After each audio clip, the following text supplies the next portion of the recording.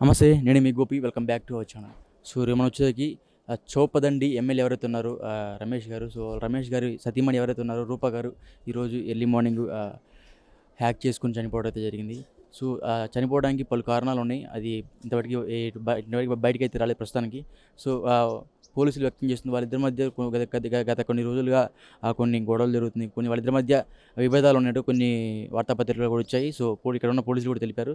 So అదేవిధంగా ఇప్పుడు మృతదేహం కూడా ఇంటికి తెచ్చారు ఇప్పుడు. సో వాళ్ళ బాధ మేము వెలిపించుకోలేకపోతున్నాం. సో ఇప్పుడు ప్రస్తుతానికి ఏమైతే ఒక గవర్నమెంట్ స్కూల్లో ఉపాధ్యాయులంట.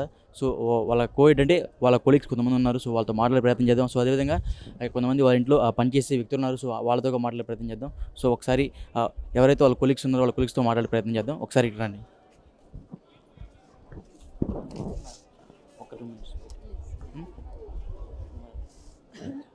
సో చూసాం కదా, వాళ్ళైతే మాట్లాడలేని స్థితిలో అయితే ఉన్నారు.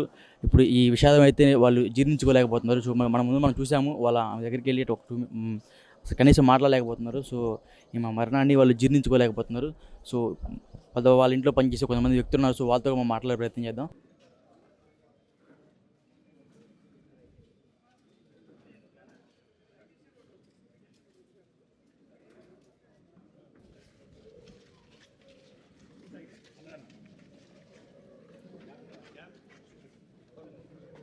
సో ఇప్పుడు ఆ ఎమ్మెల్యే గారి ఇంట్లో పనిచేసే ఒక పని మనిషి అని చెప్పుకోవచ్చు. ఆ ముందు మన పక్కన.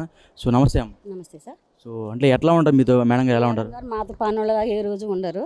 చాలా బాగా సార్ గారు కానీ మేడం గారు కానీ బాగా చూసుకుంటారు మమ్మల్ని. ఒక ఫ్రెండ్ లాగా ఉంటుంది కానీ మామూలుగా ఏమి ఉండదు. నేను మేడం 10 గంటలకి స్కూల్కి వెళ్ళిన తర్వాత వెళ్ళి పని చేసుకొని వస్తా. ఇంకొక పాప సార్ వాళ్ళ చెల్లి ఉంటుంది, చేసుకొని వస్తా.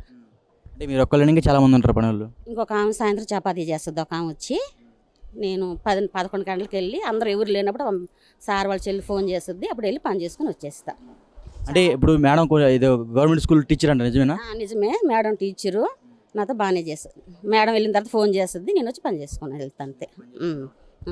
ఎప్పటి నుంచి పని చేస్తా ఉన్నారు ఇంట్లో? చేస్తాను. ఓకే. అంటే మేడం గారికి అంటే ఇప్పుడు వాళ్ళిద్దరి మధ్య ఇప్పుడు గొడవలు కొన్ని పేపర్లో చాలా న్యూస్ వస్తుంది. అలాంటివి ఏం లేవు. నేను ఎవరు లేనప్పుడు పనికి పోతాను కదా. ఓకే. ఒక పాప ఫోన్ చేస్తుంది, అప్పుడు వెళ్ళి పని చేసుకొని వస్తా. ఓకే అండి, థ్యాంక్ యూ అండి.